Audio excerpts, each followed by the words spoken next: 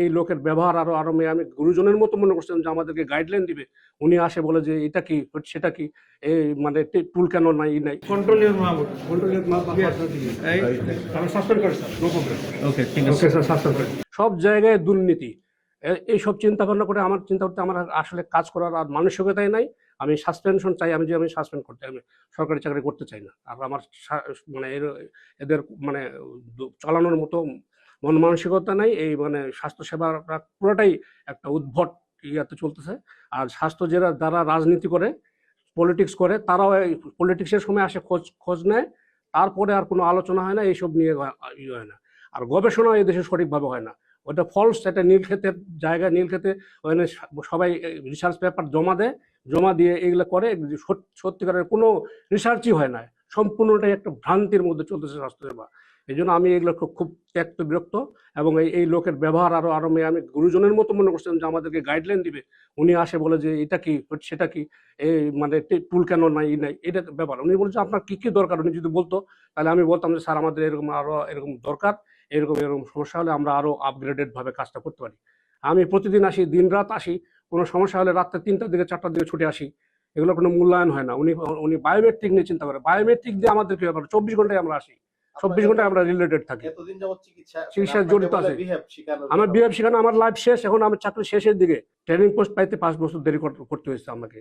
যে এগুলো ডিজি অফিসে, আমার ডিজি অফিসে ডিজি দেখায় কি যে ট্রেনিং আপনি যান, নেতাকে ধরে ট্রেনিং পোস্ট নেন, এই ধরনের কথাবার্তা ডিজি অফিস থেকে আমরা শুনতে হয়। তাই সবকিছু মিলে আমি মানে স্বাস্থ্য সেবাটাকে মনে করি যে উদ্ভট উটের পিঠে চলতেছে, এদের মানে সক্ষম কেউ না। আমি এই জন্য আমার চাকরি, আমার সাসপেনশন হলে আমি খুশি হই। প্রথম দিন উদ্বোধনের করার কথা ছিল এবং শেষের দিকে ওই দিনও আসেননি।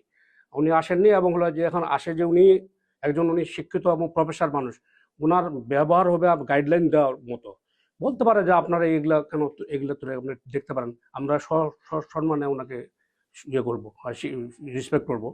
হ্যাঁ, যে আমাদের তো ভুল ত্রুটি থাকতেই পারে। এখানকার গাইডলাইনে উনি হলো সারা দেশের স্বাস্থ্যসেবাটা দেখে, আর আমরা তো একটা ক্যাজুয়ালি ডিপার্টমেন্টে আমরা দেখি। তারপরে আমাদের কি সমস্যা হলো তো উনি জিজ্ঞাসা না করে ডাইরেক্ট উনি ওটা বলল, উনি টেবিলটা আজকে হলো যে আছে বোধহয় কত আগে থেকে আছে, আমার আসার আগে থেকে টেবিল ওখানে আছে। ডিরেক্টর স্যার প্রতিদিন আসে দেখেন, দেখে যে ওখানে টেবিলটা ওরা মনে করেন না যে ওটা অনেক সময়, কারণ আমাদের ইন্টারনি ডাক্তাররা অনেক লিখতে হয়, কি লিখতে হয়, আমাদের ছোট পরিসরে একটা অপারেশন থিয়েটার।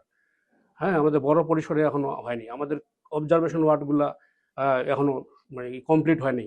সবকিছু মিলে আমাদের ডাক্তারদের বসার জায়গা নেই, ডাক্তার আমরা কোথায় বসবো ওইরকম ডাক্তার আমরা ওখানে সাফিসিয়েন্ট প্লেস নাই, একই রুমে সব ডাক্তার বসে, বাথরুম নাই ওখানে থাকার ডাক্তারদের, তাদের ক্রাইসিস। এই সমস্যাগুলো আমরা সমস্যা মনে করি না, এগুলো আমরা তারপর আমরা চেপে রেখে কাজ করি, যেগুলো আমরা না, আমাদের তো দেশে গরিব, আমাদের দেশকে ওইভাবে আমরা চিন্তা ভাবনা করে কাজ করি। হ্যাঁ, সুতরাং এটা আমি মনে করি না যে আমরা কোনো লোকজনের সাথে খারাপ ব্যবহার করি। লোকজনের সাথে যদি খারাপ ব্যবহার করি, আমি চিকিৎসা জীবনের শেষ পর্যায়ে আসছি, এ পর্যন্ত কেউ কোনো বলতে পারবে না যে কোনো জনগণ যে আমি কোনো রোগীর সাথে খারাপ ব্যবহার করছি।